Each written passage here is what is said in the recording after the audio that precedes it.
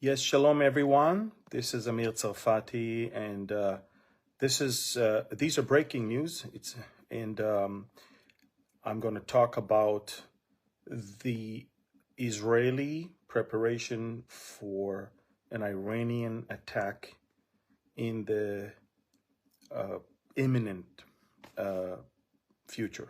I mean, we're talking about any minute, any day, and I'll wait for you guys to connect and.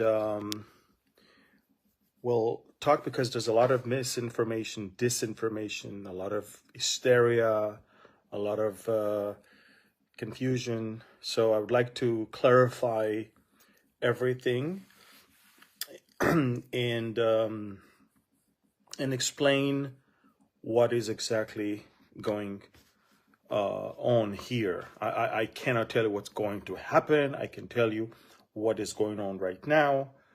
But I think that you deserve a clear explanation of the situation. A lot of you are praying, and you need to understand what is really going on here, okay? These are breaking news. I'm going to talk to you right now about the situation with Iran, and I will explain to you what is happening right now, okay? So, let me see that everybody is connecting. Please share right now. Once you press the share button, more people can see that we're live, and then they can connect and watch it, okay? All right, so again, shalom everyone. This is Amir Tsarfati from Galilee, from Israel. And as you can see, we're still going on with our lives here. We are not hiding in a bomb shelter at the moment. But let me give you an explanation to what is going on right now, what actually happened during the night, which was daytime or afternoon in America, but during the night in Israel, and what is happening even today. So first of all, the U.S. President gave a speech in which he said that the American support in Israel's fight against Iran and its proxies is ironclad. He made it very clear. This has nothing to do with the war with Gaza. This has nothing to do with the American criticism on Rafah, to go in, to go out, all of these things. He said, when it comes to Iran, if in case Iran is going to attack Israel, America will be there not only to help Israel defend itself with U.S. Sophisticated equipment that is already deployed along the Middle East, but also there was a hint that America will even help Israel attacking back. This is all an equation. Everybody is bracing towards something. And we have two options, and we have two equations. And let me explain. So first of all, as I said, the U.S. president made it very clear America is with Israel on this one. Second, CENTCOM commander General Michael Kurilla is right now in Israel. Normally, CENTCOM commander, the most senior general in American forces that is in this area, he's here. Normally he comes for a few hours, half a day. He's going to be here for 2 days. He arrived this morning. He's now in the command center of the Israeli Air Force under the ground, 20 stories under the ground in Tel Aviv, going over the different scenarios and letting Israel know what is it that America can do in order to help. The 6th Fleet is on its way from the Middle East, from the western part of the Middle East, and the 5th Fleet is in the area. USS Eisenhower is crossing the Suez Canal right now on its way to the coast of Israel, and to be able to help with several things, shooting down rockets, GPS disruption, and of course also offensive capabilities with rockets and missiles. in aircrafts. And now let me walk you through the events of last night. So first of all, for the last week, the Iranians are threatening. Their graphic department, the art department, is working extra hours. They put posters and graphic designs and everywhere, online and on the streets of Tehran. They're spreading videos. It's all threats of ballistic missiles that will come and hit strategic places in Israel, like the seaport and airports, of course, with military bases, some touristic sites, everything. They are trying to really spread fear and terror here. So they've been threatening for the last week, okay? But last night, since Eid al-Fitr, since Ramadan is over, and now they kind of being expected to do something, last night, the Khamenei gave a speech. He said Israel will pay. But last night, something very strange happened. You see, sometimes these things backfire on you. Last night, Lufthansa, that is smelling danger in the region, decided to suspend all of its flights from Tehran to Germany. And following Lufthansa, Iranian airlines decided to stop flying. And following that came an interesting tweet that was immediately deleted later, that Iran is actually halting all air traffic above Tehran until 5 a.m., which immediately caused panic amongst the residents of Tehran, thinking that, Iran is going to do something and then get hit.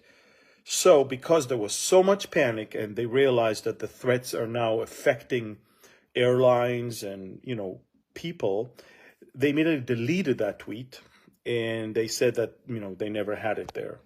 So you can see sometimes you threaten and then you become a captive of your own threats, because now everybody is expecting you to do something since you were spreading so many threats, like the thug in the neighborhood. And so now let me give you an explanation of what could possibly happen. And listen to me, because this is super important. First of all, the equation is this. The Israeli response will be scaled according to the Iranian attack. If it's not going to be severe, and if it's not going to come from Iranian soil, let's say they only attack from Syria and Iraq and Yemen, because they're even afraid to attack from Lebanon, because God forbid, look who's here, because God forbid, they are afraid that an all-out war with Lebanon will start, and then they'll lose Hezbollah as their arm. If it's only going to be proxies, Israel is obviously not going to shoot at Iran. We're going to destroy whatever we need to destroy in places where missiles came from. But the Minister of Defense of Israel made it very clear that we will attack any place where we were attacked from, which means that if Iran wants to attack Israel from its own territory, it should expect for the first time to get attacked officially and publicly by either Israeli Air Force or Israeli missiles and drones, and cruise missiles, ballistic missiles and drones, which will give Israel finally a chance and a justification to hit Iran's nuclear sites, which I'm not sure Iran wants. So, we're not sure if Iran itself is going to be part of this, because there's a lot at stake here. 2, we're not sure how big it's going to be. The idea of the attack, the idea of any attack right now is, first, exhaust the air defense system with many drones. And once the air defense system is too busy, then fire your big, heavy, precision-guided missiles and hit targets. where it hurts. So this is what we expect them to do now. Again, it's very important. If they attack from Iran, Iran will be attacked from Israeli soil, with maybe even American help. If there will be no attacks from Iranian soil, then the response will be as usual. I mean, we are getting already attacked with drones and missiles from Iraq and from Syria and from Lebanon and from Yemen. It's nothing new. In the last 6 months, it's been happening. And so it's just going to be more of the same, maybe a little bit more severe, but more of the same. So Iran needs to decide, A, are we going to shoot from our own territory? And if we do, how bad is it going to be? Our response will be accordingly. Again, Iran has a lot to lose here because the Israeli response will be very decisive. If Israel is not going to respond decisively, this is going to be a show of weakness to the point that it will invite more attacks from maybe even other countries. Even the North Korean leader just said, he just said that it's time for war. We need to get ready for war because there's countries around us that they're weak right now. Maybe this is the right time to do. So that could be a piece of a domino that will cause a domino effect elsewhere around the world, which I'm not sure everybody wants right now. So the Iranians are now being pressed by the Americans. The Americans asked UAE and Saudi Arabia and Kuwait and Qatar and others to call the Iranians and tell them not to attack. Or if they do attack, don't do it from your own soil and don't do it in a very overwhelming manner because the Israeli response will be harsh and we will actually understand and even maybe assist. And so we're bracing towards something. Because they spread so many threats, I think they are captured in their own, threats. They need to do something. The manner of the strike will decide how we respond. And the location where rockets were fired from will determine where we are going to fire back. These are the two things that you need to understand. On the other hand, what's going on in Gaza? A lot of people are saying, Amir, you just posted that Israeli army left Gaza, blah, blah, blah. Okay, yeah, we did leave most of the Gaza Strip, but it was a very, very smart thing. We refresh our soldiers. But second, once we leave, all the terrorists comes out of their holes, and then we immediately strike. And that's what happened today. Probably dozen attacks on terrorists that came out of their holes and tunnels in different places around the Gaza Strip. And this is it, folks. So, we're still there. We're still attacking. The war is still going on. We're not backing off.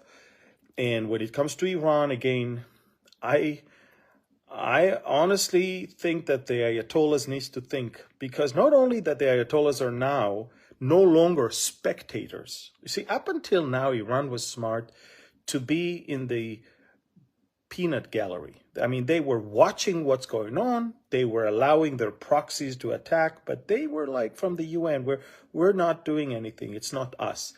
For the first time, Iran is a player. And Iran is a player, which means we can finally, justifiably, get to the head of the snake. And so Iran cannot run away right now from this. And this is why I think it's actually good. It's significant that we can address the head of the snake, strike the head of the snake, and they know that. And so right now, they climbed up the very, very tall tree. And in order for them to save face, I'm not sure they will send anything from Iranian soil except towards Israeli places outside of Israel. They claim that there is a Mossad station in Erbil in northern Iraq, so they might send rockets there. They might try to sabotage Israeli missions and embassies elsewhere, but they'll be very careful to attack Israeli soil because then that's it. They're part of the game. They're part of the war, and let the war begin and let the game go on. And so now comes the spiritual part. Okay, look, two things we know from the Bible. Iran will also be a player in the war against Israel in Ezekiel, which will be led by Russia and Turkey. So obviously, Iran will still be there to attack us in that war, which means they might not attack us right now. Second, Israel is still going to be there for that war, which means they're not going to destroy us right now. I mean, we have to be very, very logic here. So I'm not worried. I'm not, but look, it's not fun to go every day and to think, okay, when is it going to happen? It's not fun, yeah, I must admit, but at the same time, this is the reality we've been living in for a long time, especially since October 7th, where we have resolve, we are determined, we are not going to back off, and we will fight all the way until we get total victory. This is not an empty word. We're going to do it. We need prayer.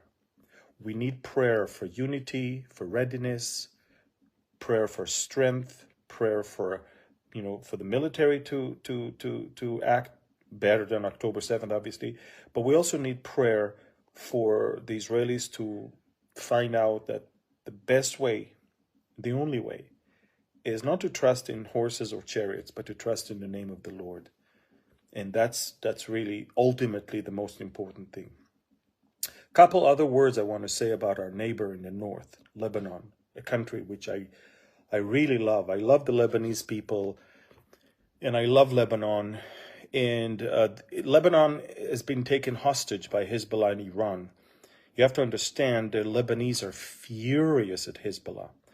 The Christians in Lebanon just are going through a lot of hardships right now. Some of their activists are being kidnapped and murdered, and there's a lot of things going on right now in Lebanon. And in some videos that I saw, some Lebanese leaders are saying we actually prefer Israel to strike Lebanon in order for Hezbollah to be destroyed.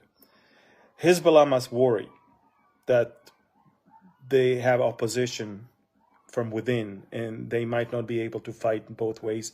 And even the Ayatollahs have a lot of opposition from within.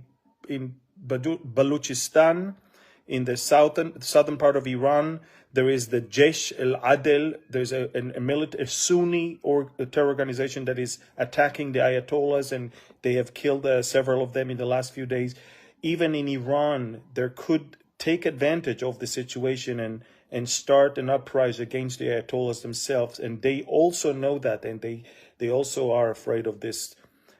So, I hope Israel will help the Christians in Lebanon, and I hope Israel will help arm the opposition in Iran as well, because we all have a common enemy, diabolic, satanic, devilish, Shiite, Muslim, radical Ayatollahs that everywhere they are in the Middle East, they destroy that country and bring misery, bring poverty, and bring war and destruction over that place. So pray for the people of Lebanon, pray for the people of Iran, and of course pray for Israel, and pray for the enemy to be defeated. That's all we want. Thank you. God bless you. Share this, please, now.